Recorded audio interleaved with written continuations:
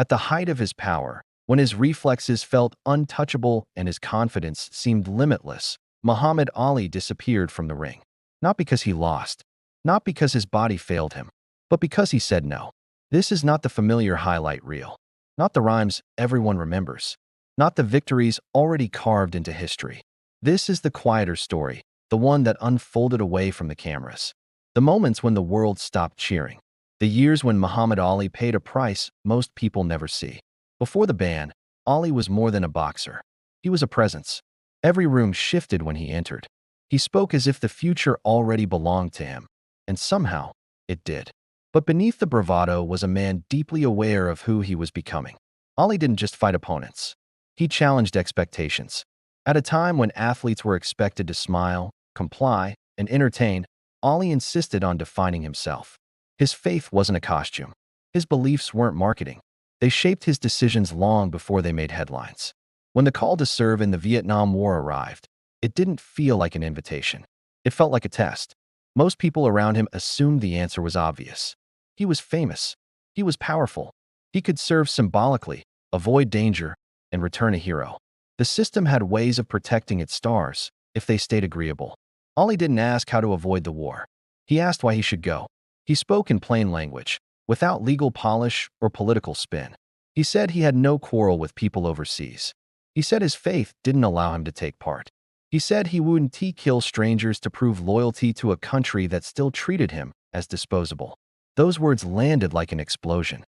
What's often overlooked is how unprepared Ali was for the response. He expected disagreement. He didn't expect erasure. Almost overnight, the doors closed. His boxing license was revoked. His title was taken, not in defeat, but in judgment. States refused to sanction his fights. Promoters vanished. Networks stopped saying his name. At an age when fighters are sharpening their instincts, Ali was forced into stillness. And stillness is dangerous for someone built on motion. There were no training camps with a clear goal, no opponents to study, no crowd to respond to. His identity, forged through discipline and repetition, was suddenly untethered. People imagine Ali during this time as defiant and fearless. The truth is more human. He struggled. Friends later recalled long conversations where Ali wondered how long the exile would last. He asked whether the world would ever let him return, whether the sacrifice he was making would mean anything at all. Money became an issue, not because he was reckless, but because income stopped while life continued. Legal fees piled up. Speaking engagements became his lifeline, not for fame, but for survival. He traveled constantly, speaking on college campuses, in small halls, in rooms where the mood shifted the moment he stepped on stage. Some audiences listened in silence. Others challenged him aggressively. A few were openly hostile. Ali stood there anyway. He didn't shout. He didn't soften his stance. He explained himself again and again, not to persuade everyone, but to remain honest with himself. Behind closed doors, the pressure intensified. Advisors urged compromise. Lawyers suggested rephrasing. Public figures hinted that a carefully worded statement could make everything go away. All he had to do was sound less certain. Ali refused. Because for him, the issue was never about optics. It was about integrity. If he bent once, even symbolically, the stand meant nothing. What rarely gets discussed is the physical toll of waiting. A boxer's prime is not theoretical. It's measured in milliseconds, in reflexes that fade quietly, in timing that slips without warning. Ali trained alone during this period, pushing his body without the feedback of real competition. He sparred without stakes. He ran without destination. He knew the truth no court could fix. Even if he won, the lost years were gone forever. The legal battle crawled forward, draining energy and hope. Courtrooms replaced arenas. Judges replaced referees. Instead of cheers, there was paperwork.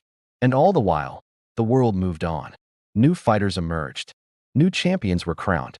The sport continued, as if Ali had never existed. That invisibility cut deeper than any punch. Yet something else was happening beneath the surface. Public opinion was shifting. The same words that once made Ali a villain began to echo across the country. Protests grew. Doubts spread.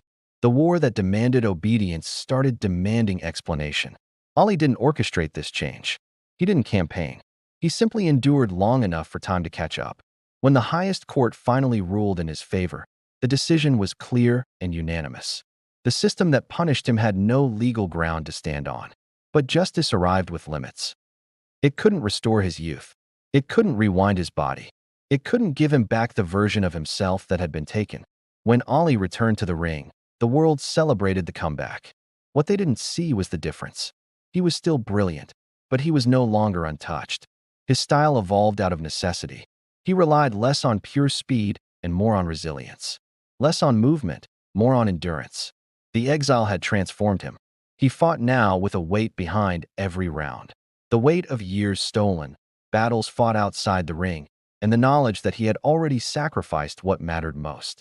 Opponents could hit him. Crowds could doubt him. But no one could erase what he had proven.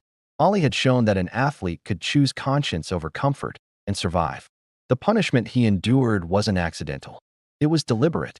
The message was clear: defiance would be costly. And yet, that message failed.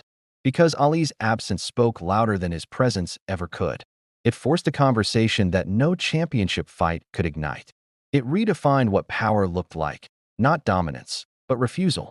In later years, as his body bore the scars of everything he'd endured, people often spoke of tragedy.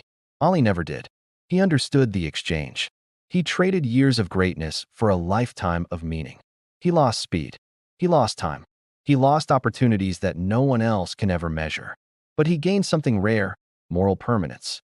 Today, his legacy isn't confined to boxing halls or highlight reels.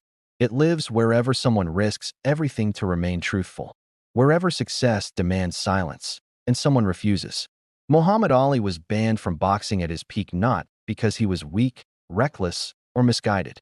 He was banned because he would not surrender himself. And in that refusal, he proved something greater than any victory: that true greatness isn't defined by how long you dominate the world, but by what you're willing to lose when the world demands you betray who you are.